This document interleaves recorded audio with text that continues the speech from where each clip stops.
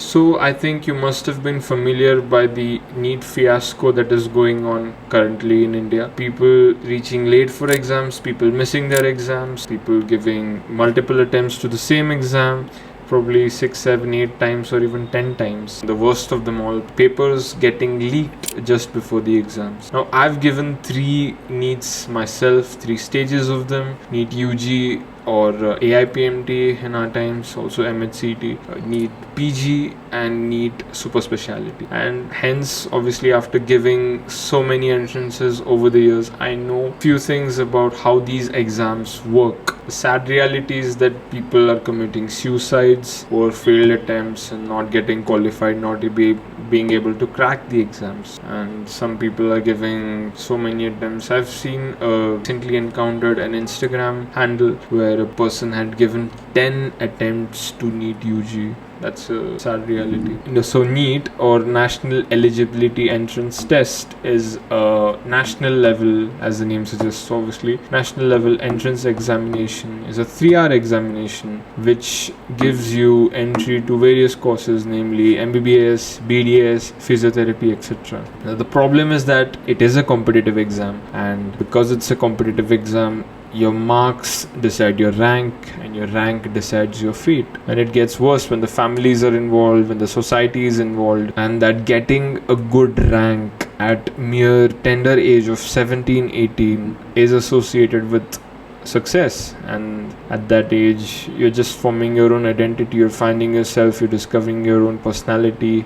And with the obvious success rate of less than 1%, the identity formation obviously takes a hit. And probably the person who might not qualify for the exam in the first few attempts might consider themselves as failures in just mere age of 20s, or I don't know, 19, 20. Now it's such a fiasco that parents are making their kids join coaching classes before they enter puberty. That's the sad reality of it. And suppose a kid who joins a coaching class at the age of 13, 14, 15, they give an entrance or are prepared and supposedly have good numbers or good ranks for their mock exams and are confident, but due to silly reasons like political rallies in their locality, they reach late for the exams, or papers getting leaked for consecutive years. Making such humongous errors is a joke, really. So if you're planning to give NEET or are already in the rat race, here are a few tips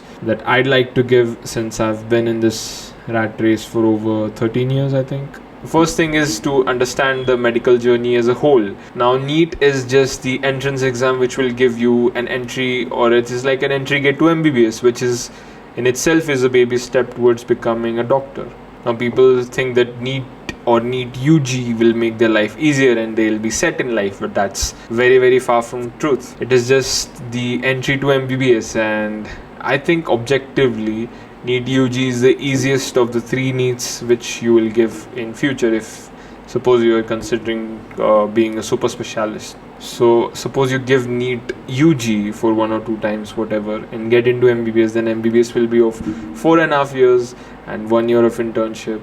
And during this 4.5 years, you'll have uncountable numbers of exams, continuous exams, peer pressure, late nights, and a humongous, gigantic portion. So what I mean to say is that this is a marathon and not a sprint. And suppose if you're taking 5 to 10 years to just clear this easiest of the exams, which is NEET UG, or think to yourself, how long will you take to clear MBBS and probably get NEET PG or clear NEET PG and then do residency and then clear your MD or MS exams. So in reality, it'll take you, by this rate, I think you'll be a specialist by the age of 40. I'm sorry if this feels discouraging, but this is just a reality check. I don't mean to discourage or stop people from taking this field.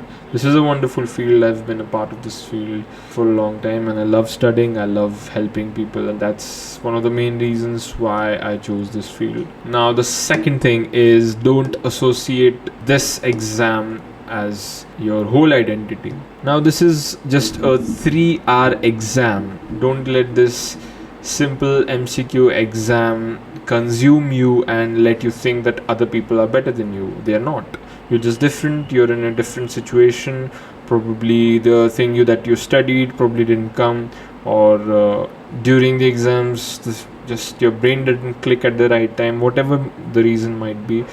Don't associate this as the whole identity of yours. You're a whole person. This is just a part of your life. This is just a phase of your life. And for that, keep interests and hobbies and passions outside of this fiasco and this rat race. And honestly, that is what will keep you sane. Third thing is, don't sacrifice your own health.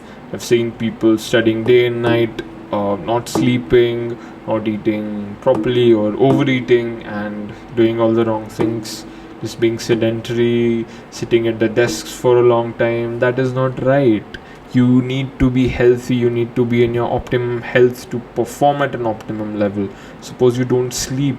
The thing is, even if you read 1,000 pages, those 1,000 pages won't be consolidated in your memory. And obviously, if you can't reproduce what you have consumed or what you have studied, it's redundant, it's useless. It's no point of studying for 15 hours and sleeping for 2 hours if you can't remember even a single page of what you had read. So please exercise. Take time for exercise, be 30, 35, 40 minutes, whatever it might be, whatever kind of exercise you like, running, cycling, gym, whatever it might be, playing a sport.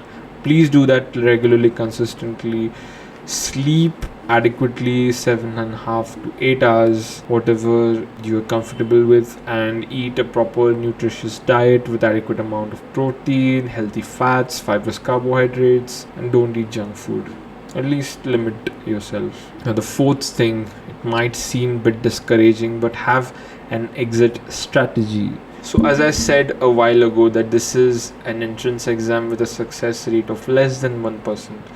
So suppose 100 people are giving NEET, probably 1 out of 100 might get qualified and probably might get MBBS. No guarantees. That is in government college, of course. So if you are not a second generation doctor, if you don't have those financial resources to get a private medical college seat, please consider having an exit strategy. Don't run behind this fiasco and this rat race, and they give thousands of attempts, thousands of failed attempts, and then be frustrated, and that's not something you want. Have a plan B, have something in mind, probably a different degree, probably, I don't know, something else. My dad, actually, he's a first generation doctor. He had a plan B of doing BSc and MSc, if not MBBS.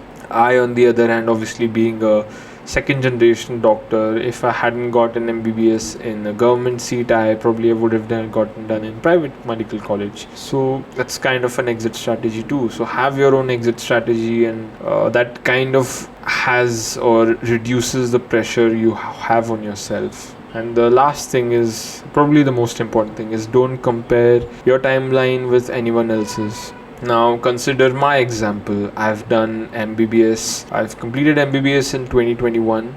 I got residency in November 2022, which was a year later than most of my colleagues, most of my friends. So I kind of felt like I was lagging behind, but it's okay. Now that I'm done with my residency, we are all specialists. We are all still friends. Probably not as close as we used to live together in our UG days, but it's all good. I mean, you have your own timeline, you have your own learning curve, and it's okay to learn at your own pace. The most important thing is you becoming a good doctor, you becoming a good physician or a surgeon, whatever you want to be.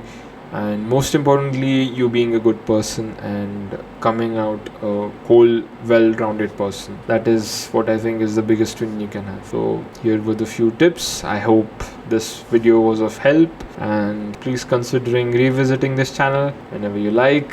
Please watch my other videos on MBBS and residency. Till then, ciao.